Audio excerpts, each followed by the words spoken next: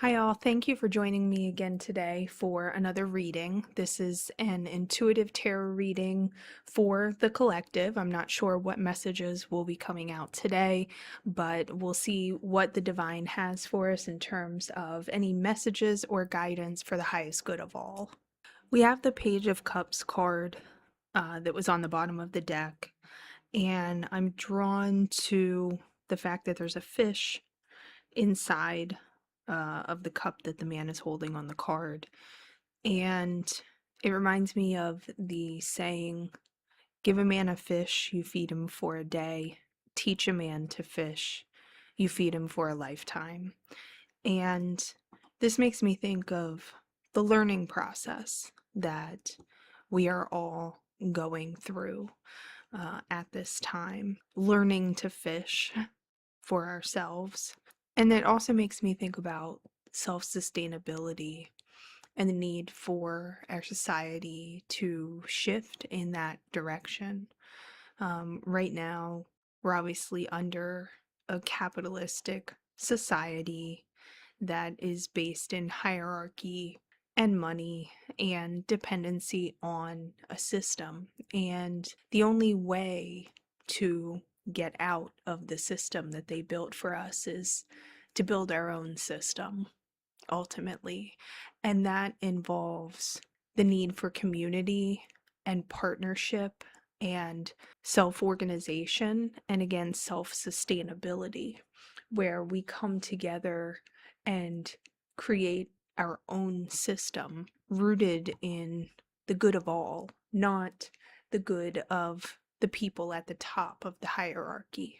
But there's hesitancy to do that is based in fear, that's based in fear and lack of confidence that we are really able to do this for ourselves. There is a dependency that's been created on the systems in front of us, and there is a certain level of comfort that comes from relying on the systems that have been built for us, even though they do not benefit the majority of us. It's much easier to participate in a system that was built for us because we don't have to do the work.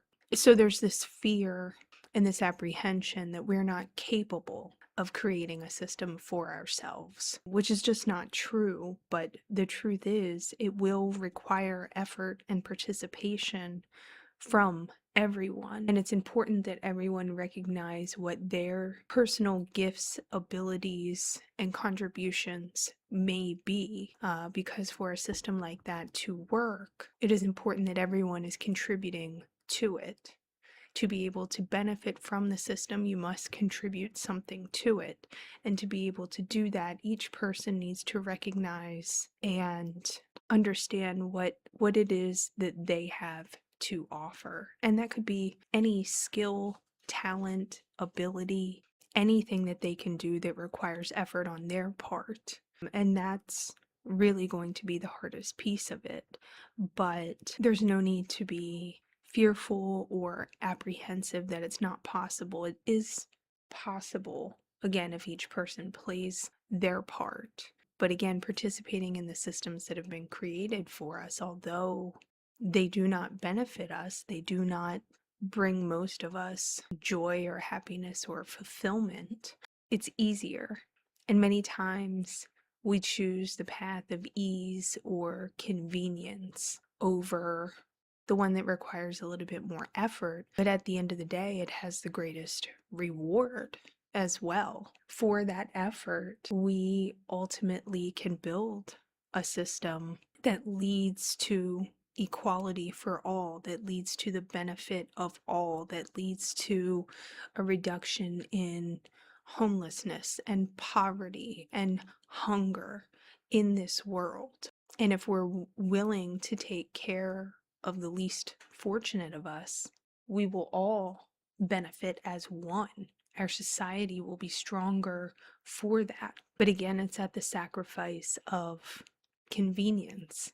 And this world has been created around us where we've traded our freedom for convenience. And I recently heard someone say that. I'm sorry, I don't remember where it came from, or I would give that person credit, but I heard someone say that recently, maybe on social media, or it may have been a book that I was reading, where they said that our modern society has traded freedom for convenience. And that really resonated with me because it's true. If you think of all the modern conveniences that we have, whether that's getting food delivered to our front door, or it's the cell phone in our hand, or everything is faster, we want everything quicker, and we have that level of convenience, but we've traded our freedom for that. By our freedom, I mean we're locked into this machine, this system that requires us to keep churning, for it to keep continuing.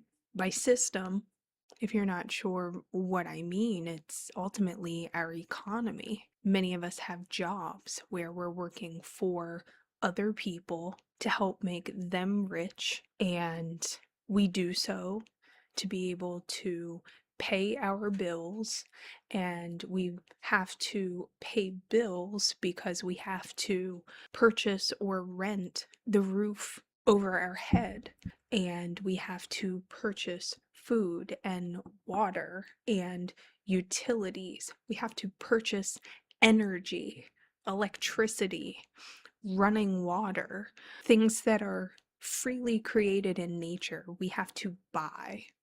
The system is created and set up in this way where everything that we need to survive, we have to exchange money for it. And because we have to exchange money for it, we have to do something to earn money. And the easiest, quickest way to earn money is to work for someone else who has established a company, a business, a role that we can step into and do the job that they ask and get paid for it, so that we can pay for our lifestyle. And additionally, all of these products are created and sold to us and marketed to us as if they will somehow make our lives better, or give us more happiness, or make our lives easier, or make things faster for us. Again, give us convenience. So they're marketed to us, and we're told that we need these products and to be cool or beautiful or in style, or to provide ease to our life, or to provide entertainment to us. We must purchase these things. So we do that. So we work, 40 hours a week to barely be able to sustain the lifestyle that we want. And again, it's a vicious cycle that just continues to churn. To be able to move forward or create a different system, we have to find ways to start divesting from that system. And how do we do that? It's the power of the dollar. It is the power of the money that we spend. If we just all stopped spending as much money, it would create a huge impact on some of these companies that benefit from that. And I know that's much easier said than done, but we have to start finding ways to replace what we're spending money on. So I know to some people it may sound crazy, but growing your own food, stopping making purchases that are not critical. The amount of stuff that we buy is crazy, and so much of it we do not actually need. The holidays just passed, and for those who participate, it's a season of buying gifts for people, and so many times, many people just way overdo the gift buying. Through that materialism, we tend to lose the true meaning of what the holiday season is about. It's really about togetherness and love and quality time spent with our loved ones, appreciation and gratitude for the time we have together here, appreciation and gratitude for our health, for just the ability to come together in joy and happiness, in oneness. The holidays have turned into this marketing machine where we have to buy all these things. And I think it's important for each of us to stop and ask ourselves, is it all really necessary? Is it really necessary? Did getting those extra material gifts really bring us tons of happiness? Maybe it did for a short time, but most of the time it is short-lived. It might be exciting to get something new, but after a couple days, that excitement, that novelty wears off, and you're right back where you started. You're the same person you were before you got that gift. And I don't mean this to say that we shouldn't buy anything at all that we want. If something truly brings you joy or makes your life better, then by all means, buy it. If it speaks to your heart and it brings you joy, then buy it. But again, it's about the overconsumption that we do. And this is also not coming from a place of judgment, because it's definitely something that I have been guilty of in the past, and at times I'm still guilty of, and am constantly trying to improve, whether that's not shopping at particular retailers where I don't agree with their values, not giving them my dollar, or cutting back on just unnecessary frivolous spending. Pausing to ask myself when I buy things, because online shopping, again, it's the convenience of it. I'm sure we're spending way more now on stuff than we were before the internet and online shopping existed, because it's so easy to just go on our phone and look for something and hit quick purchase button. They even save our payment information to reduce the hurdles and the number of steps it takes to make a purchase. You can do it with a matter of 1 or 2 clicks. And so I've actually tried in some cases, even though online shopping's great and I don't have to leave my house, there are some times now where I'm trying to go to the store more. I'm trying to, number one, not participate in some of those platforms of whether it's online food ordering or grocery ordering or big chain places that I won't name that deliver whatever you want to your front door. I'm trying to be more conscious of how much money I'm putting into those things and trying to reduce that. If everyone did that, if everyone started making some of those steps to, number one, just be more aware. Number two, ask yourself, do I really need this? Or am I purchasing it for another reason? Either because, it's giving me a hit of dopamine making this purchase and having this new thing, or some other reason. Asking yourself, do I really need this? Do I really want to give my money to this particular place? Do I want to support them? These are the things that we can start doing now. This is going to be a very long process, realistically speaking, to transition from the type of society we live in to one that benefits all. It's not something that happens overnight. It's not something that happens in a year, but it will take that collective effort, and it will take each person checking in with themselves and starting to be more conscious, starting to make different choices, and think of, if every person in the world did that, what that collective effort would really do. It's about taking small steps, small efforts, and the consistency of it over time, and the way that it adds up across the collective over time. These are the things that make real changes. We have the Seven of Cups and the Ten of Cups. And the Seven of Cups, each cup has a different item sitting in the cup. And it makes me think about what I had said before about each person bringing their gift, their skill to the table. And I think the time for that is now, for us to each work to figure out what is the gift that we have to offer. And I admit that's still something that I'm trying to figure out and refine myself.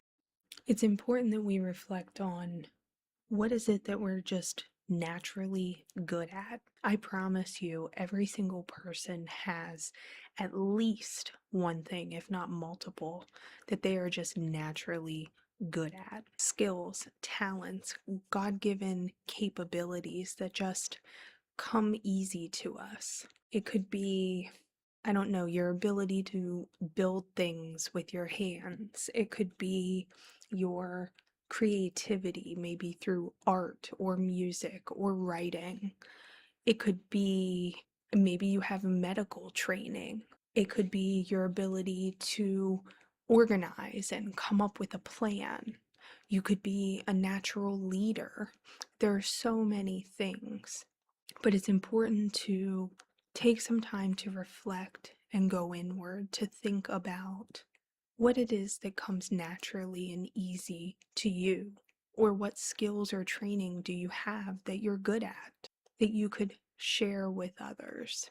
And many times when we're talking about your natural gifts and talents and what you're good at, they also tend to be things that you enjoy doing. Usually we enjoy spending time on the things that we're good at.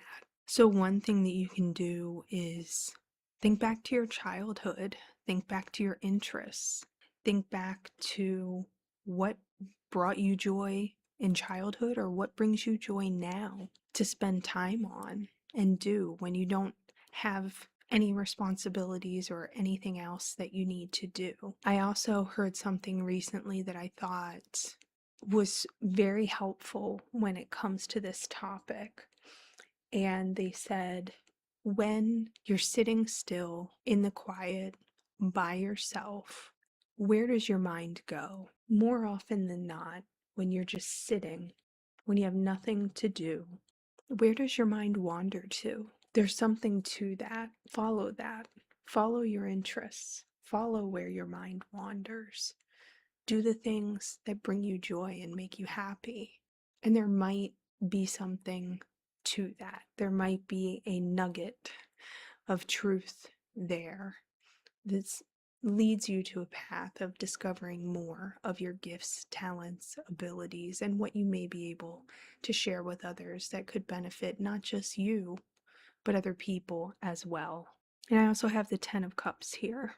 Ultimately, this tells me going down this path leads to the Ten of Cups. It leads to fulfillment of each individual, fulfillment and success of the collective as a whole. And again, this is a long process.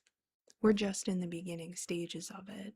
It's time for us to start reflecting on all of these things if we are going to build a better system, a better society that benefits all of us, not just the people at the top. And it will require effort and buy-in and commitment from all of us to create this better future. Thank you for listening today. That's all I have for you. I wish you blessings and love.